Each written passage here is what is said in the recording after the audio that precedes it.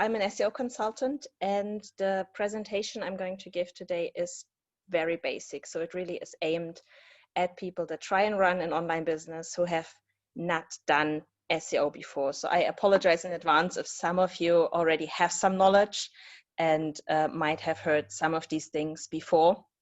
Also, there are things in the presentation I've talked about in previous presentations that I've done with WeCoffee. So if you have attended, you also might have heard some of those things before, but we have lots of new people that are interested. So I thought I'd start from scratch again.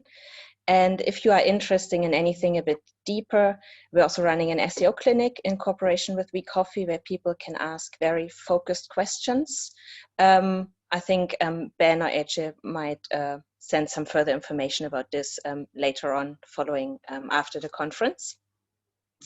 And so let me share my screen.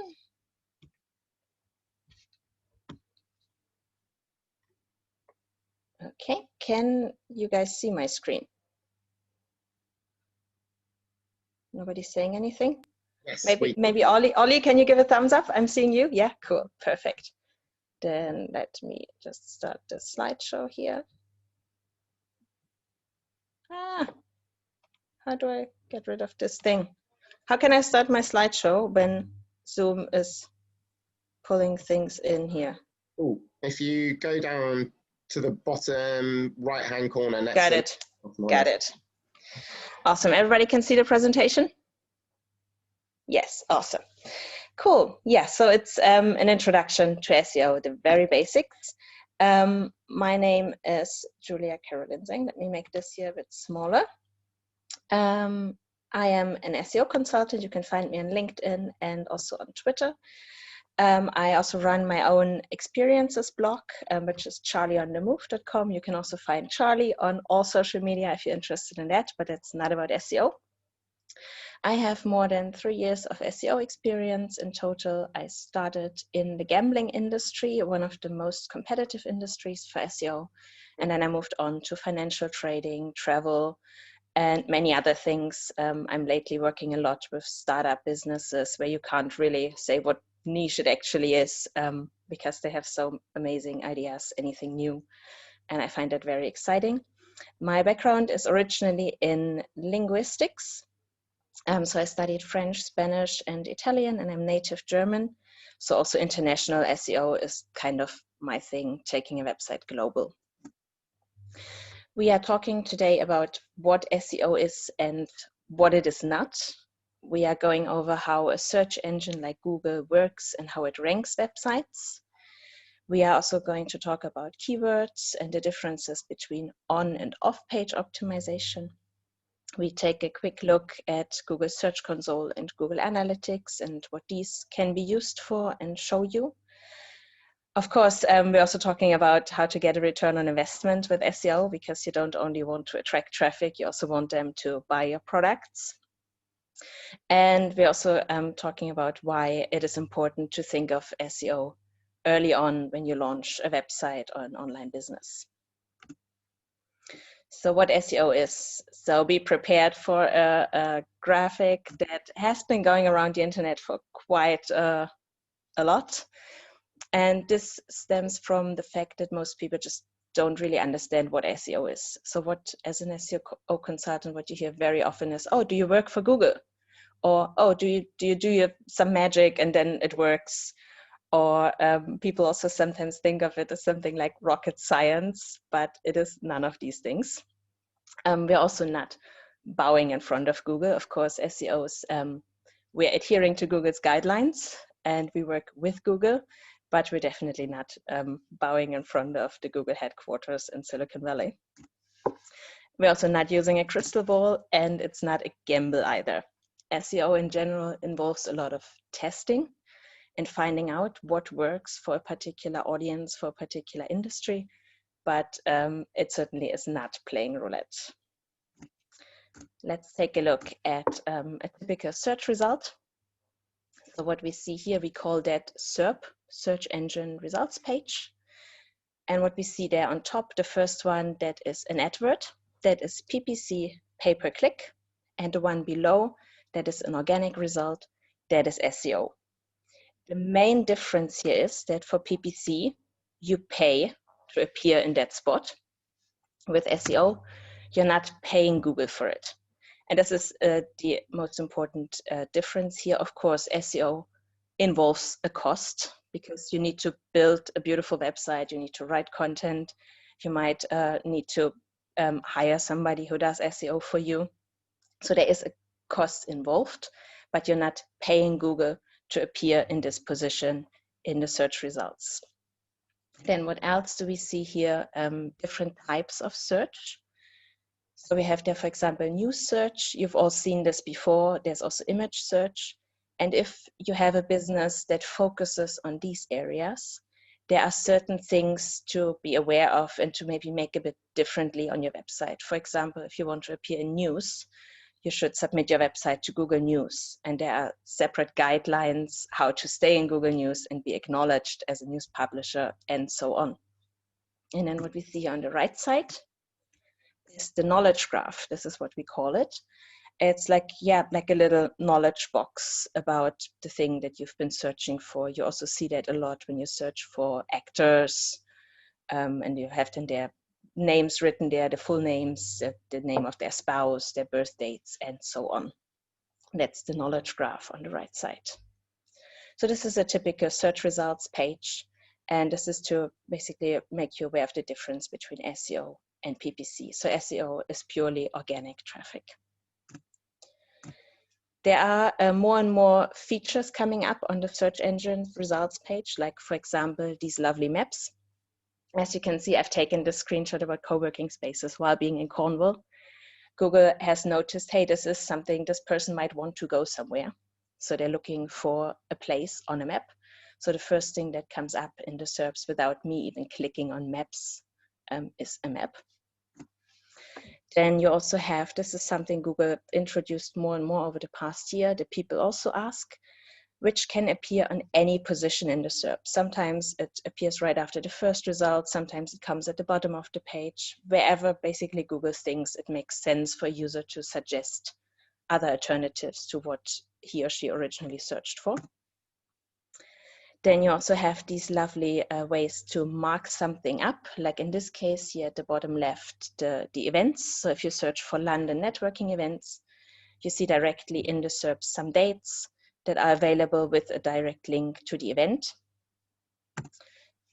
You also have these business listings that appear in the same spot where we've seen the knowledge graph before.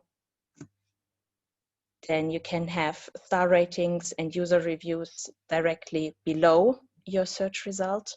This is for mainly products, so physical products that people can buy.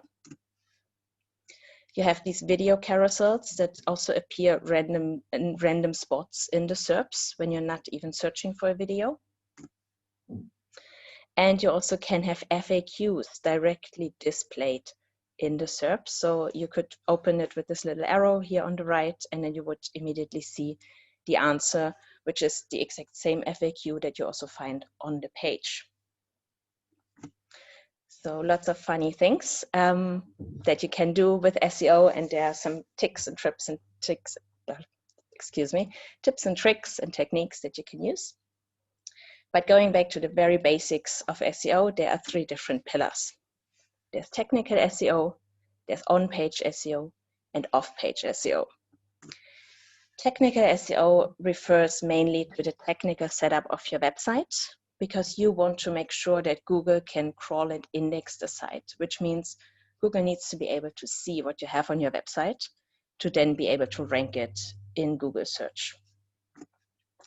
On-page SEO refers mainly to the content on the website and the user experience. And off-page refers mainly to backlinks, so links that you get from other websites. And also, this is a quite new trend, that Google cares more and more about branding. And you will see, I've seen this myself, especially in affiliate industries, that Google tries and rank the actual brand way higher than the affiliate who is like an intermediary.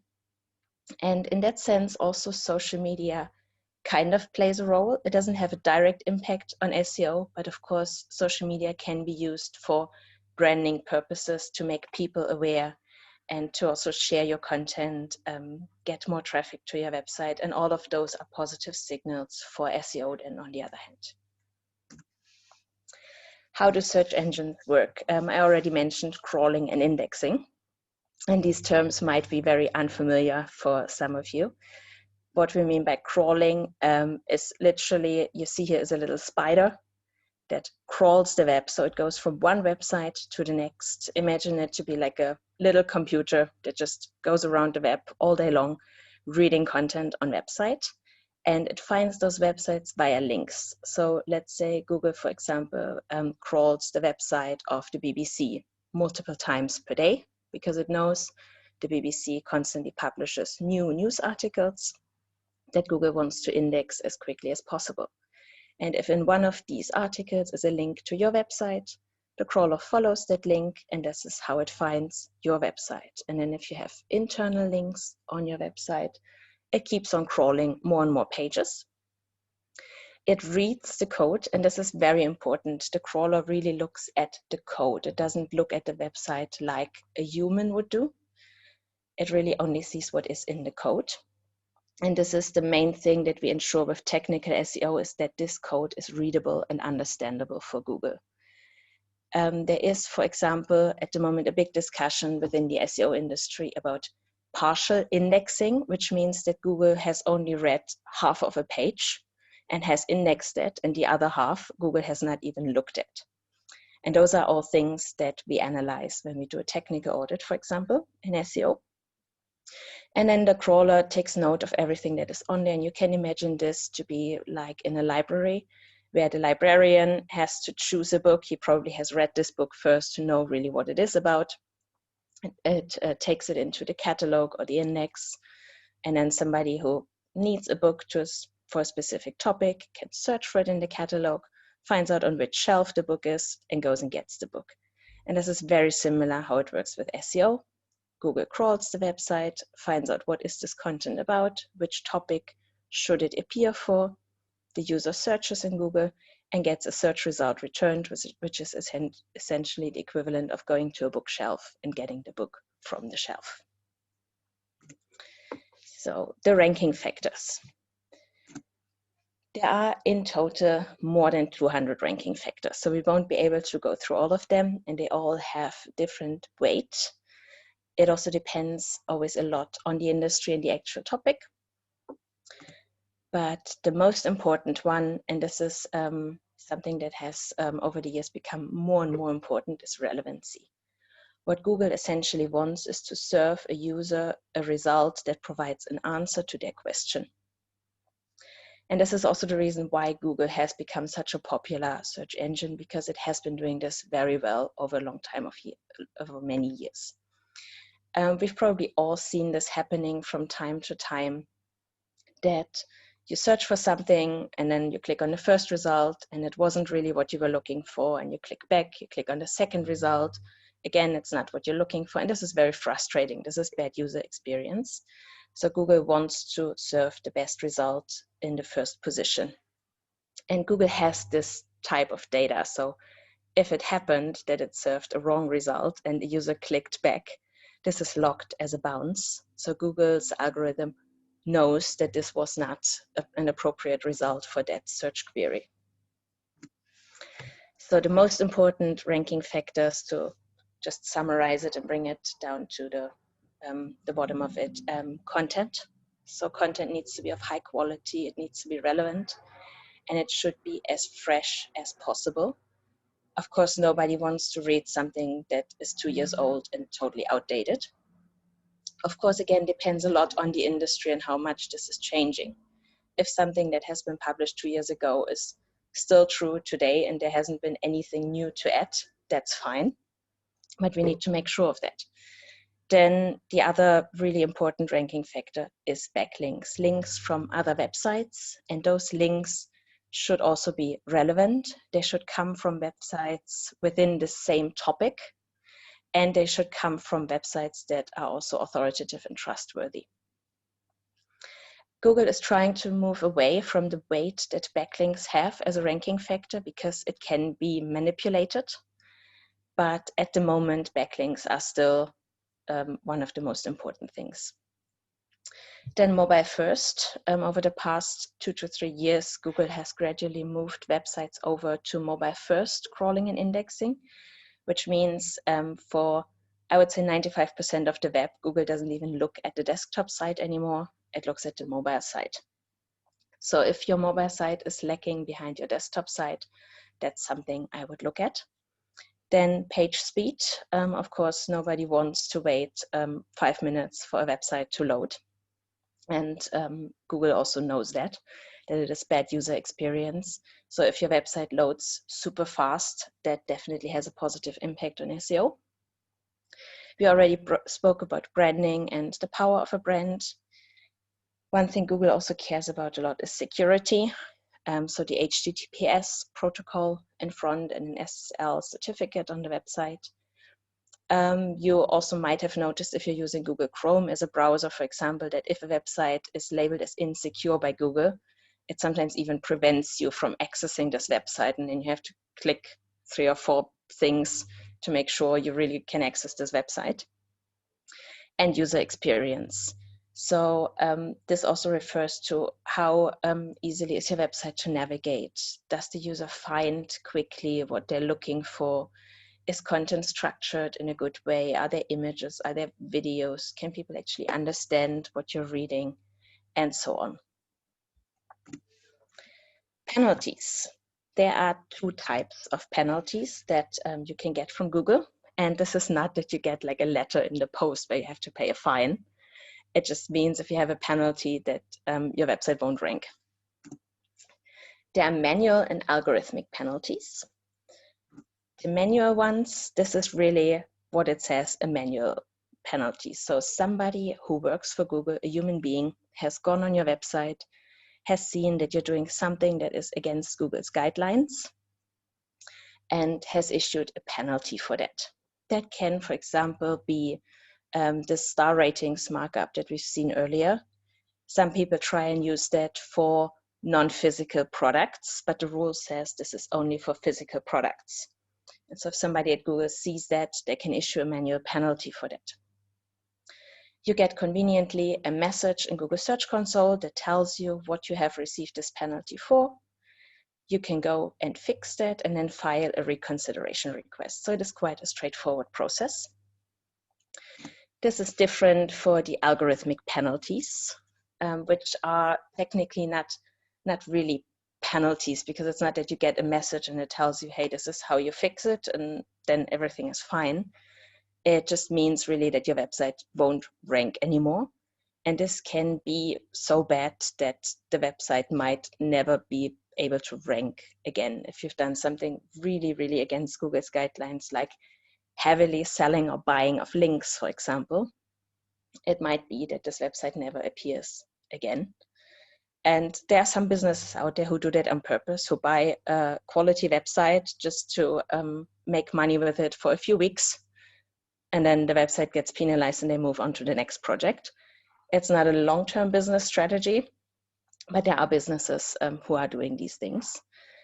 So for an algorithmic penalty, there are 2 different types that we mainly speak about in the SEO industry, and they're related to 2 algorithm updates. And Google always gives algorithm updates fancy names. In this case, it was Panda and Penguin. Both have been around for quite a few years now. And Panda was content related, so it penalizes for bad content practices. For example, 10 to 15 years ago, it was still very common to just put keywords on the page without having properly written text, and it would rank for those keywords. By now, because Google cares about user experience and good information, Google actually wants you to write proper sentences that are not keyword stuffed. Cloaking, what I have mentioned here, is a practice where you would show something else to the user than you show to Google. So for example, you would have a paragraph of text in the code, but on the page itself, that text has the same font color as the background. So the user cannot really see and read it. That's what we call cloaking. Duplicate content, that means that you have the same content on 2 pages. Again, also this is not really a penalty, but it's more that you are confusing Google's crawler by serving the same content on 2 pages, and the crawler then says, hey, I have twice the same here, which one shall I rank? And in the worst case, it won't rank any of those pages. Of course, copyright infringements are very important for Google as well. And in most cases, the crawler knows when content is exactly the same, and it also knows where it appeared first. But if you ever notice anything like that, you can also file a copyright claim with Google directly. So all these things are to be aware of. Then Penguin is related to backlinks. So mainly the buying and selling of links. There are websites out there that have only been created with the purpose of selling links. And there is also still a practice going around that we call a private blog network, or PBN. So somebody would buy a network of websites that are not necessarily topically related, but have a high authority and have been around for a long time. And they just link from these websites to another website that they're trying to rank with. And so it's like a little network that has been built, and also Google knows that these things can be easily manipulated. The same with links in like forums and user comments and so on that used to work in the past. Nowadays, Google just devalues these links. But if the algorithm notices that you are doing something there on purpose that is against Google's guidelines, you can get a Penguin penalty, and then your website won't rank anymore at all. Other algorithm updates or penalties refer, for example, to spam. So if you serve a page that is just full of adverts and maybe there's just one sentence of proper content, that won't rank because Google sees, hey, this does not provide any value to the user. There are a lot more of these algorithm updates that came around over the years. We could talk for another hour about just those, but these are the most important ones and things to really be aware of. And the most important thing with an algorithmic penalty is that you cannot file something like a reconsideration request. You just have to wait for Google's crawler to come and crawl your website again, see the change, and also index your website again. And there is unfortunately nothing that you can do to force it. You can send hints to Google to say, hey, I've updated this page.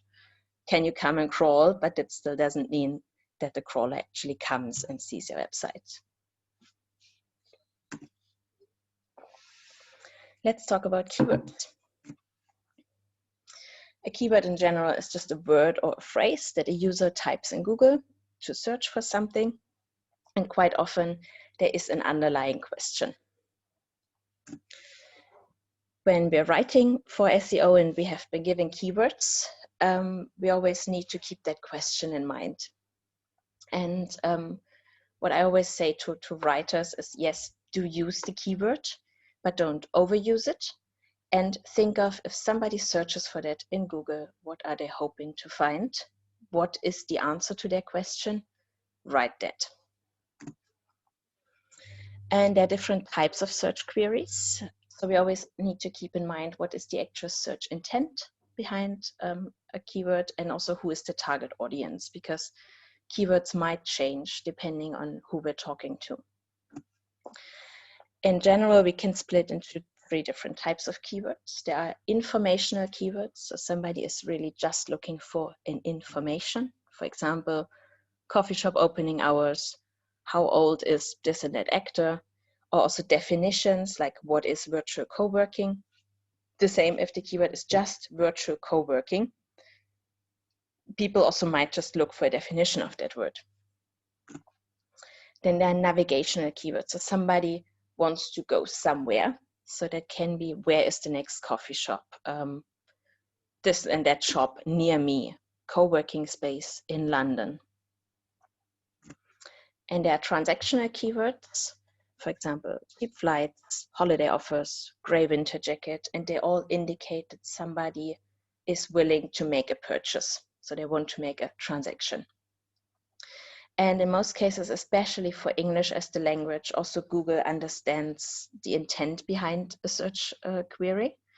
For example, we've seen this earlier when I was typing in co-working space without a location or anything, and it immediately brought up this map because it said, hey, this is a navigational query. This person wants to see where the next co-working space is, and so on. So I love this meme. If in doubt, ask yourself, what would Homer search? So think of it in the inverse way. So you have a product or a service that you are offering online, and this product or service is essentially a solution to a problem. So now people, when they search on Google, they might not know that you exist and that you have the answer or how your business is called or whatever, but they know that they have this problem. And they most likely will search for something that describes that problem. For example, if we take hot desking as an example, people might not know what the word hot desking means or that it is called that way, but they might want to search for, where can I rent a desk just for today? Where can I rent a desk for 1 hour? Or I have to work from London, where can I do this? Things like that. So they're more describing what the problem is instead of searching for the actual product. Then we have a difference between short and long tail keywords, and it is exactly what the label says. Some of them are shorter and the other ones are longer. So we have the first example here, co-working spaces, which is short tail. And again, you don't really know yet what the intent behind that actually is. Is the person just looking for a definition? Is the person looking for an actual co-working space in the location where they are?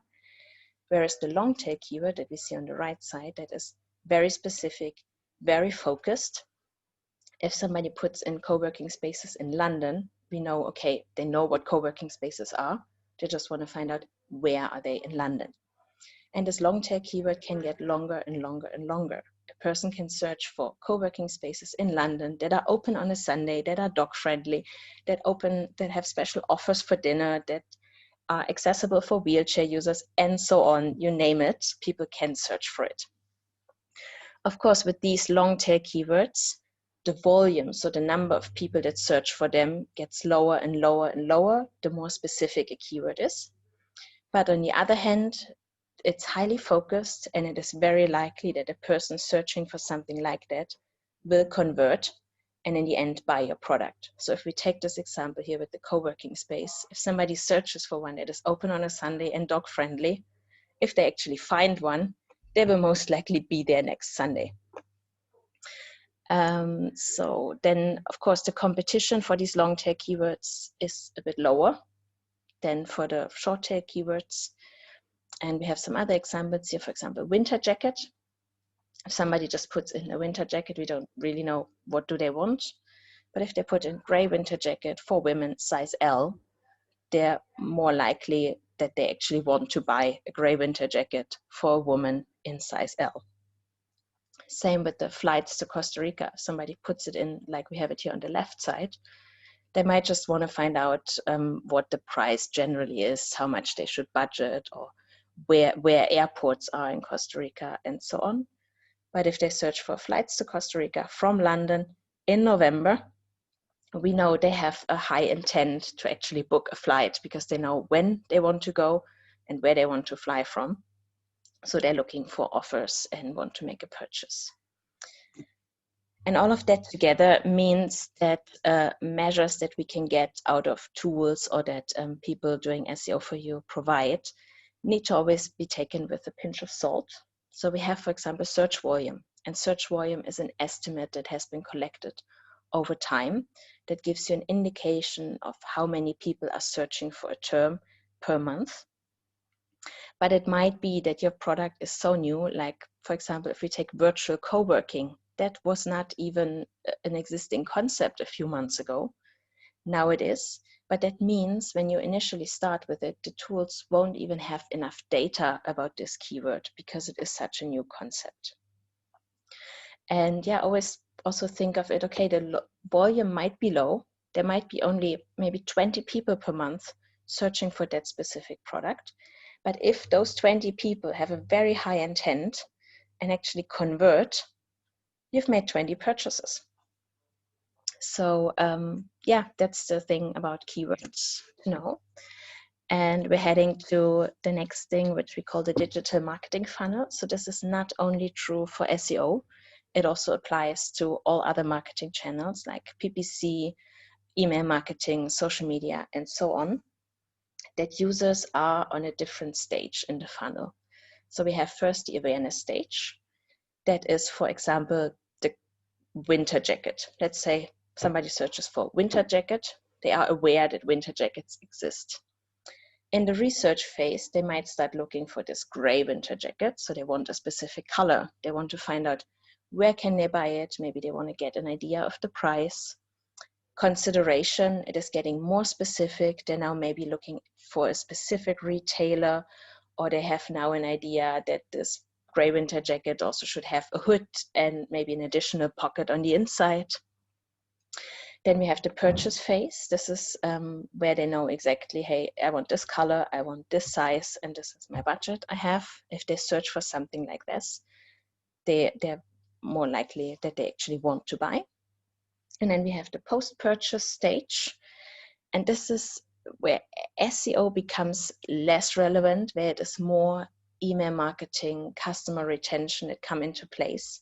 Of course, also SEO plays a role because people might search for related products.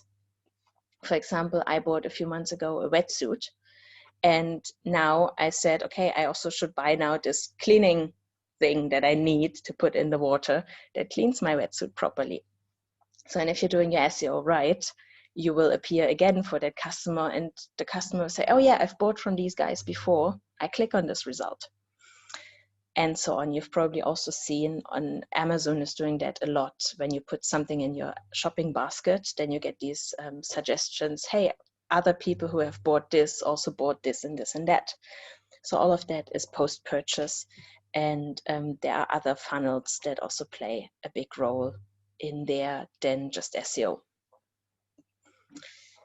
So on and off page optimization, we have already touched on this when we spoke about the 3 pillars of SEO. Now we're going a bit more into detail what you can actually do. And here the split is not between on page, off page, and technical, but it is more on page. Think of it as everything that you have under control, that is in your hands on the website. And off page, all those things that happen around it, like the backlinks, the social media, the branding, and so on. So with on-page optimization, the first and most important thing is the content that you have on your website. So if you have an old website, maybe you've had it for a while, and maybe there are still pages on there that are keyword stuffed or that only contain 2 or 3 sentences where you say, hey, we really need to say a bit more here. It is worth going back at that and making the content more quality. This acronym that I have here, EAT, is also something that has been introduced by Google over the past 2 years, and it stands for expertise, authority, trustworthiness. And these are the 3 things you need to convey with your content. So you need to be an expert in what you're talking about. You need to have the authority to say this, and it needs to be trustworthy. So don't put false information out there. Have an author page. So especially when you're in a niche that affects, we call that your money, your life websites. So medical websites, financial websites, and so on. It is important to say who has written this, who is the author here. Does this person have an existing profile? Has this person written for other big publications in the past? Do they actually have a name in the industry? And what makes them an expert? Why can they say the things they say in that content that makes them trustworthy? Then other on-page elements are the title text, the meta description. This is the text that you see appearing directly in Google search. So this blue headline and a bit of text below. You should write them for your pages, and they should be keyword optimized and also like an advertising line. So they need to be clickbaity so that if somebody sees them in Google, they would actually click on it. Then the technical SEO, we've talked about this, that it needs to be crawlable for the website, Headlines, also very important. The main headline on your website should also contain the main keyword. There should be subheadings that structure content well, that make it easy, especially for lazy readers, to find that paragraph that they might be looking for, to find that answer. You might have also seen that over the last few weeks, Google starts highlighting certain paragraphs with yellow. So if you click from Google search to a page, it highlights that part that answers your question in yellow for certain websites. Keyword cannibalization. This means that you have 2 pages on your website that are targeting the same keyword, so that are answering the same question. And also these things are part of your on-page optimization. You need to fix that. You should ideally have only 1 page for each keyword. URL structures and also site architecture are very important for on-page optimization, to give your pages a bit of a hierarchy. So like your blog post should not have the same value as a product page, for example. And how do you structure these things? How you group things topically together to also make it easier for Google to understand what belongs together, what are the things that are related to each other. You can also do these things a lot with structured data, for example. There's so much that you can do. Images, of course, they're also good for user experience to have images with your content, as long as they're relevant and support what you've been writing about. They should be good quality. They should have a descriptive alt text to say, what is this image about, if somebody cannot see the image. User experience, we've mentioned that, and of course there is so much more, but those are like the most important elements of on-page optimization. So now, off-page optimization goes kind of hand in hand with this, because if your content is really good, people want to link to it because it provides value. They might want to point. So think of, when would you ever refer another website? It's because you want somebody to see that website. And to want somebody to see that website, it needs to be good content, good quality, and so on. So Google Search Console and Google Analytics. The first thing for these is, it is very important to set them up early on, because these tools only start collecting data from the moment that you have them implemented. So if you want to analyze what happened on your website last month, or how did traffic develop over the last few months, you need to have it installed already for that period of time. So if you install it now, you won't get the data from 3 months ago. Another important thing, just on a side note, Google Analytics is tracking user data. So if you are targeting an audience in Europe, there are things like GDPR and the cookie policy that you should also implement when you install Google Analytics. But it's just on a side note. I'm not here for legal advice, just mentioning that. This is a typical screenshot from Google Search Console. You might have seen this. So it gives you data about your rankings and the traffic to your website as well. By total clicks means how many people have clicked on your website in the period that you've selected at the top.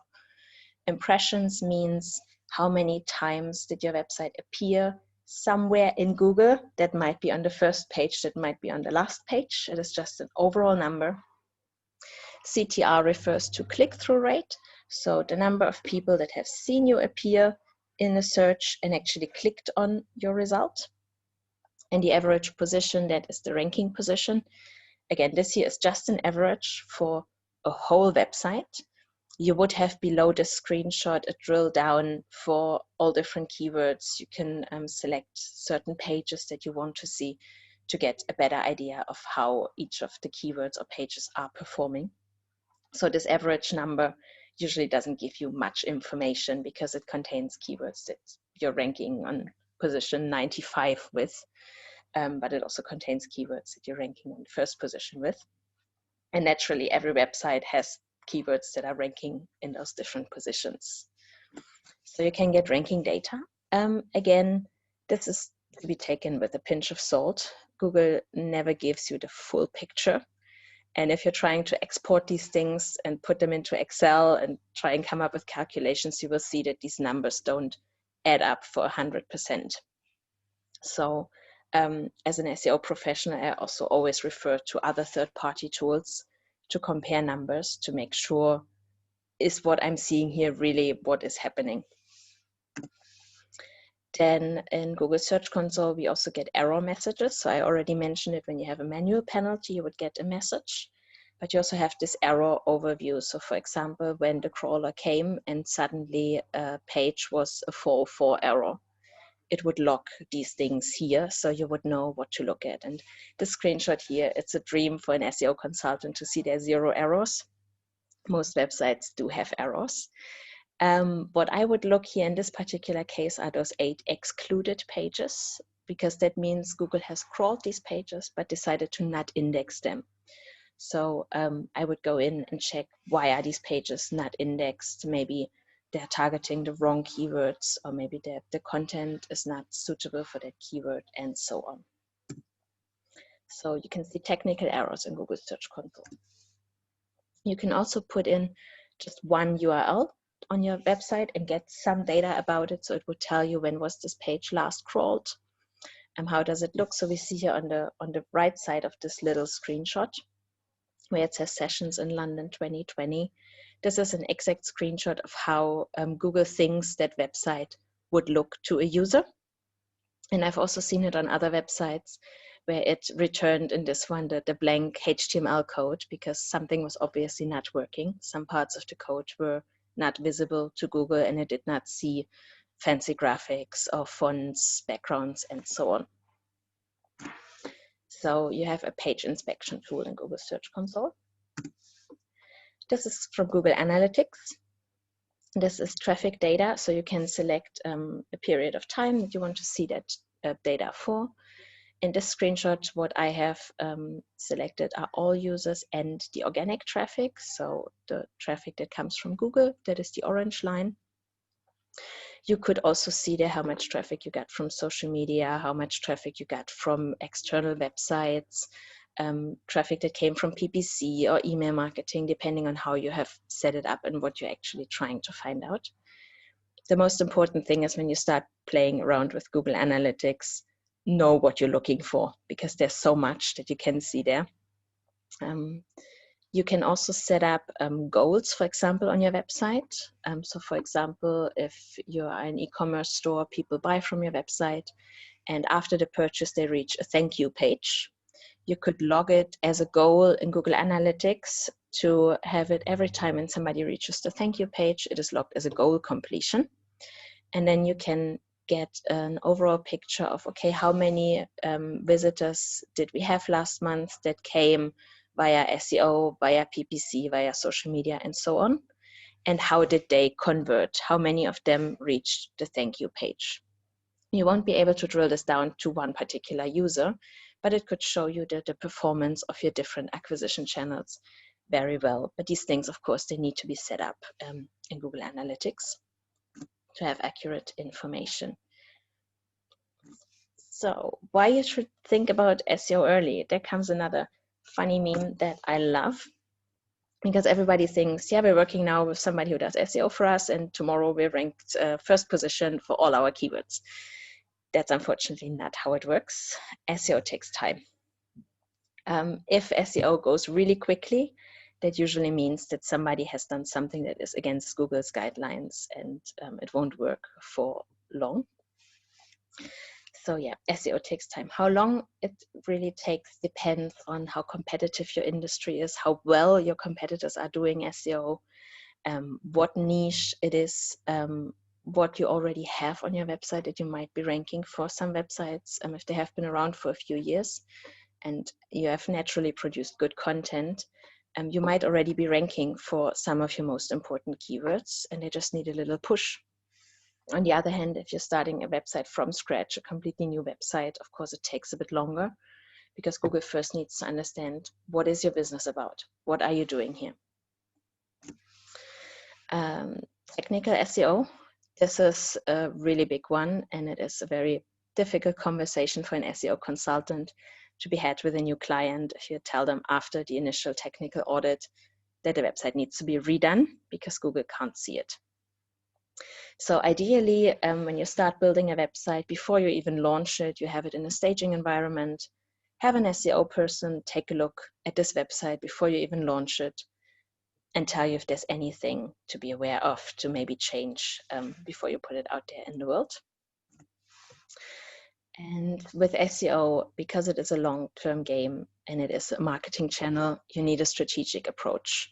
So it's not just, okay, we're putting out a blog post here and there and see what happens. You want a strategy behind it. You want a content plan. You want to know which keywords to target, what content to put out there, how to put the site architecture, and so on. And those are things that are always better if you get it right in the first place, instead of making changes later on. Because every time you make a strategic change to your website, or you change the structure or the code, it is as if you're presenting a completely new website to Google that Google needs to crawl and understand again what has happened here. And I've spoken to people that have changed their content management system 3 or 4 times per year. So they moved from Shopify to WordPress and then to Wix and then to Squarespace. And every time when they found something they were not happy with, they basically migrated their website onto a new system, which means they're completely changing the code of the website and how it is set up. And then they were wondering why they're not ranking for SEO. And I'm like, yeah, well, you're giving Google 3 months to understand your website and you change everything. And Google needs another 3 months to understand it again. And then you're changing it again. So this is why these things need a strategic approach. And in certain cases, there needs to be a decision made and then stuck with that decision for at least a while. And yeah, how it actually then works if you were to work with somebody who's doing SEO for you.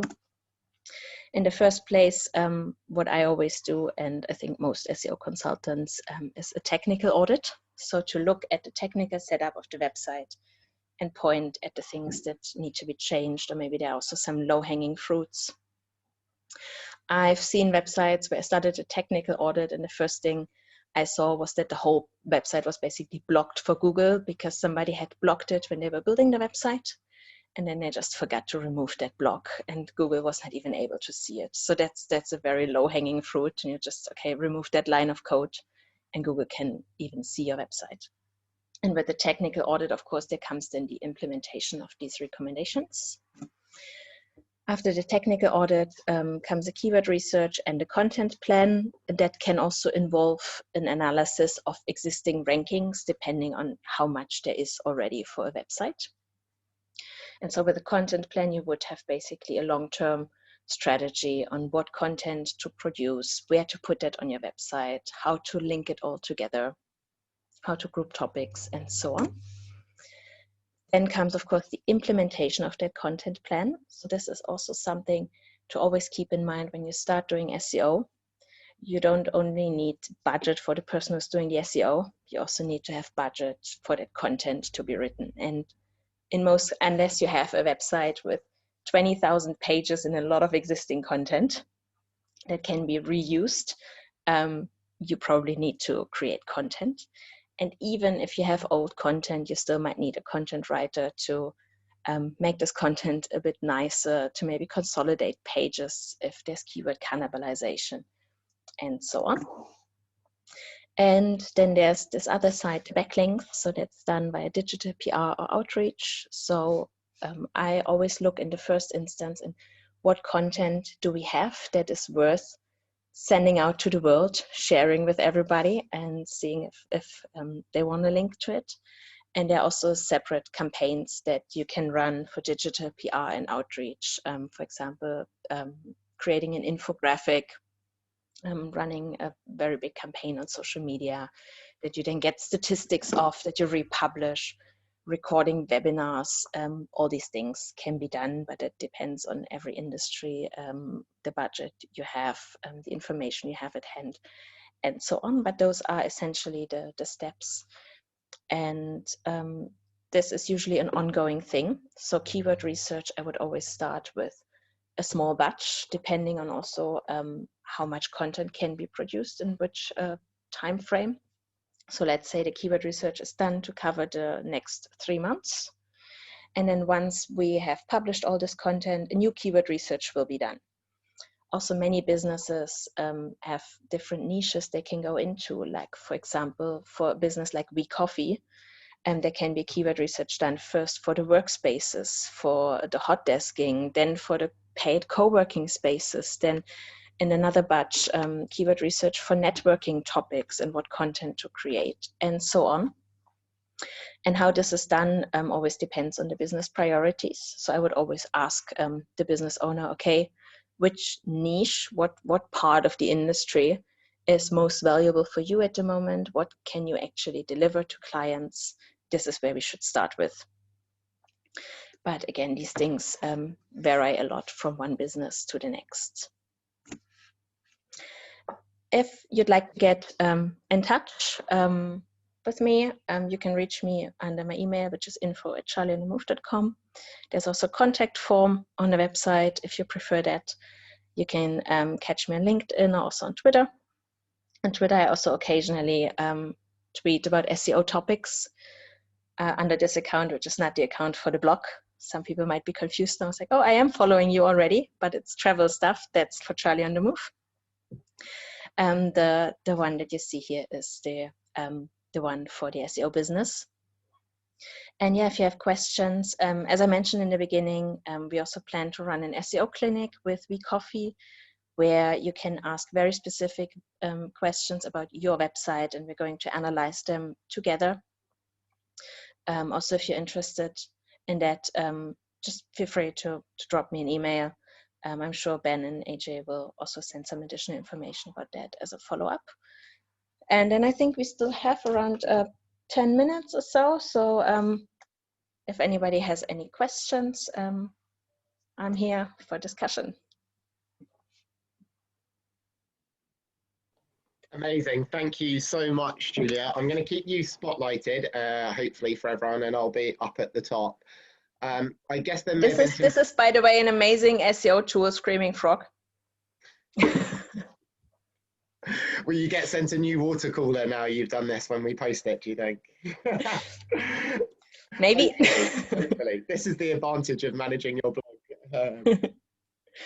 So we probably had a few questions along the way, but I'm going to open to people to just repost them in at the moment for the chat in case we lost them along the journey. I'm going to, while people have a think and maybe post any questions, I'm going to ask you one, Jules, that probably is an unusual one that we've been asked a few times in the community. And sorry to throw one in that's a curveball. And it also came up a bit today in a new way. So we've talked before about SEO for slightly unusual things like a podcast. Pinterest has been mentioned as a really interesting avenue for people promoting. How do people SEO these generally? Is it best that you build a page back on your own website where you already have domain authority and start trying to link things through? Or are there other tactics that people should look at in this domain? And sorry to ask one that I know is outside of your usual comfort zone and things. Yeah. So it depends on where you actually want to appear for with these podcasts. If you're on a specific podcast platform, they probably have their own ways how they rank podcasts per topic. There is probably similar how you have it in YouTube for the videos, a box where you put in a description, where you put in text and keywords to just describe what is this actually about. As far as I'm aware, Google has not added it to the search types yet, like how you have videos in the top in Google that you can select.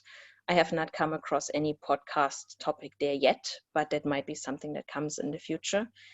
And then again, the most important thing, in my opinion, is similar to how it is with videos and images, is that Google is crawling the code of a website. It's not watching a video, it's not listening a podcast. So you need to surround it with content that actually describes what this is about. So if you have a podcast that you put on your own website, so not on a third-party platform, add a good description, add a few paragraphs of text where you introduce the person that you're interviewing in that podcast, the topic you're talking about, and so on. And maybe add it to your title tag, to your meta description, that it is a podcast. So today we're talking about networking, podcast in capital letters, things like that. But how it works for the different platforms where you can host a podcast, like outside of your website, third-party providers, I wouldn't know. And I'm not even sure if there is already anybody who would know, because that industry is still quite young. Yeah. And I would argue that all these platforms are still trying to figure it out themselves. You've got a question from Ollie, Jules, and it's probably fairly similar in this sense. It's something we've talked about lots of times in the past and seen with members coming through WeCoffee, about development frameworks and platforms. So I guess one thing from a podcast is probably do some research on how those platforms SEO your podcast. And Ollie's asking, in terms of development frameworks, things like React.js good for SEO? I think this is a really interesting question for people looking where to build. Yeah, and the moment an SEO consultant hears JavaScript, it's always alarm.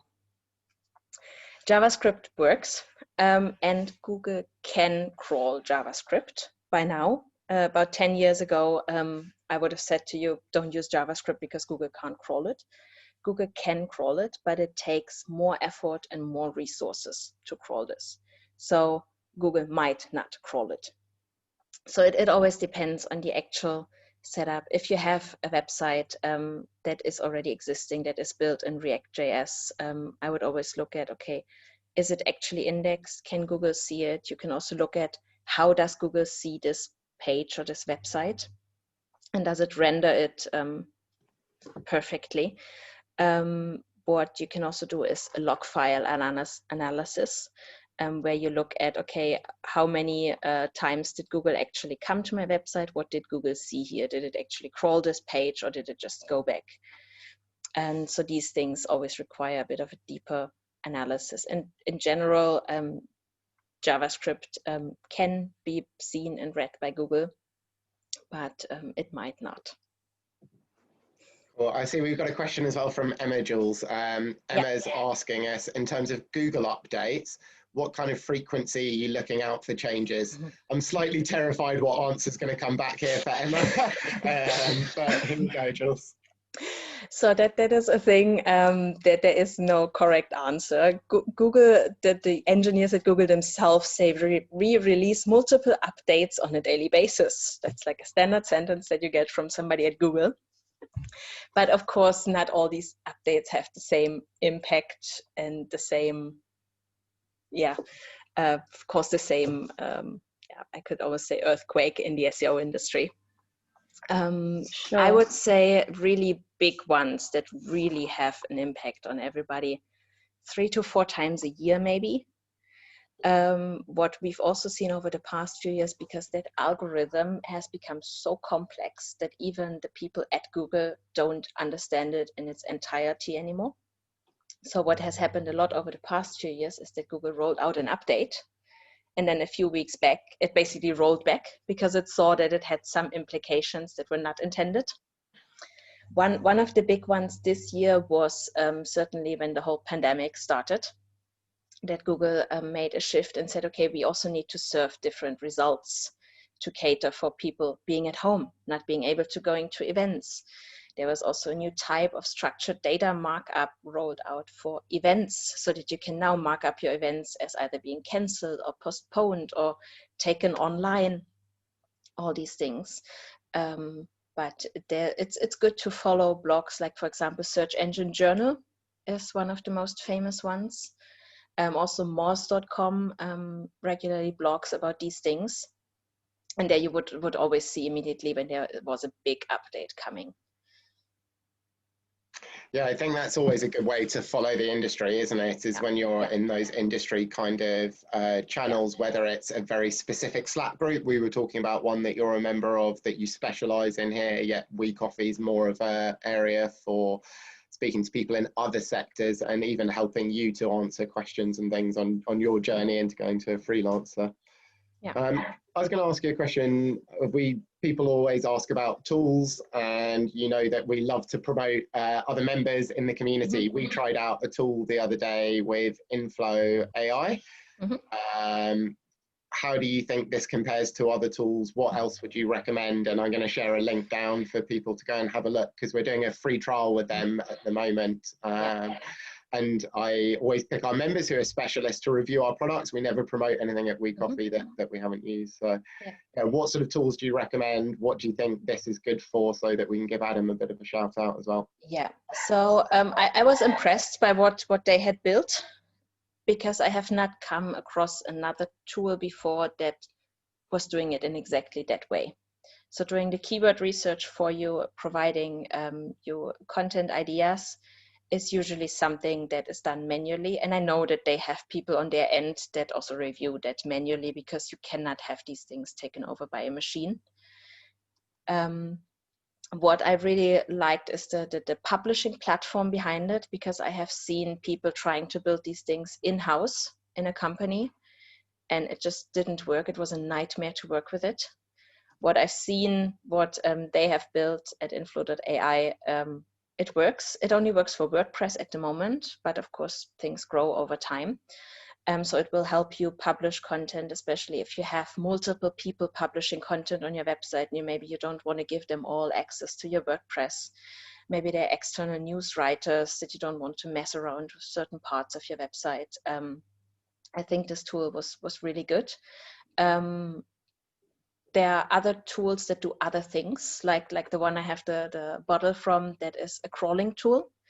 And this is usually the one that I use for a technical audit. It is free for up to 500 URLs. So if your website is small, you can run it yourself.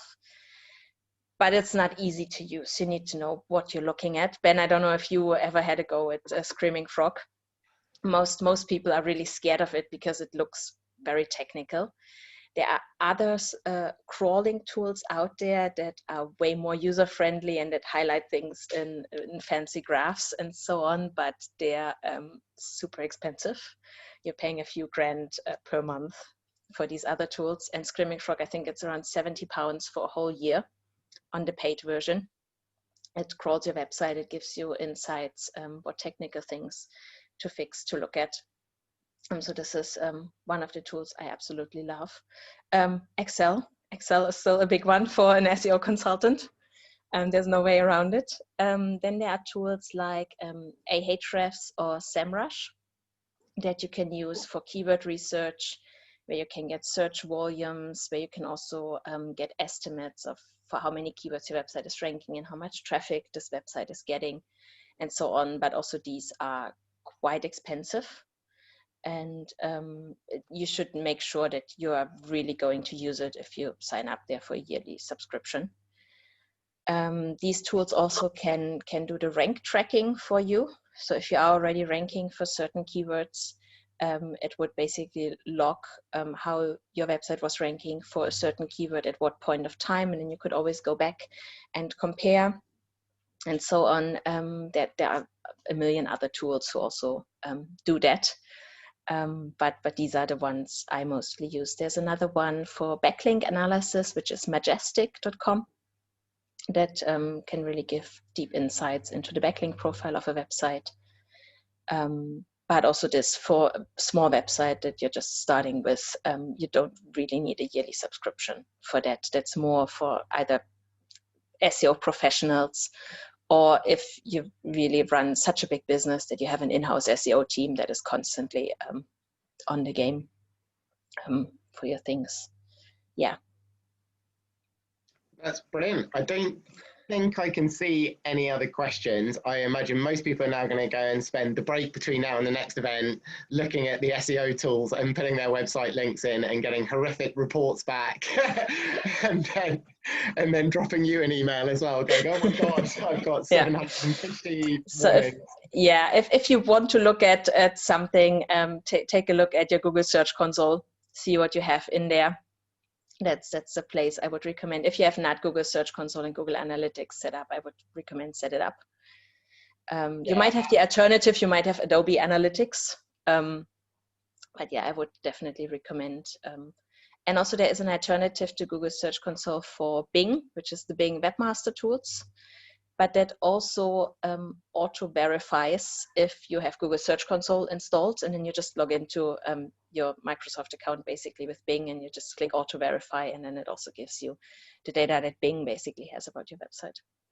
I'm interested how many people I get coming from DuckDuckGo now. I noticed that as a growing. You can see that in Google Analytics, yeah. Exactly. Really interesting. I thought the point of DuckDuckGo was I wasn't meant to know anything about them, but there we go. I clearly well, DuckDuckGo is definitely one to keep an eye out on for the next years. I think they're becoming the biggest competitor to Google because people do care more and more about privacy, and this is what DuckDuckGo stands for. The thing is that comes on the other hand, Google serves these very good search results because it knows so much about you. There is personalization involved. So if you take this personalization and the data away, are you still happy with the results you're seeing? And these are the things where at some point you need to decide what do you want. Brilliant. Well, thank you so much, Jules, for coming on. You know, I've absolutely loved our journey. We are also a big community at WeCoffee, so I'm going to embarrass Jules one more time slightly and say it was her birthday yesterday, so big happy birthday to Jules. Thank you. And thank you for coming and joining us, taking some time out while you're away and surfing. We'll let you get back to the surf and enjoying the life of your freelance lifestyle. Thank you for the recommendation on a venue as well. Jules sent us a venue. We always love to see new venues, so hopefully we'll be putting the team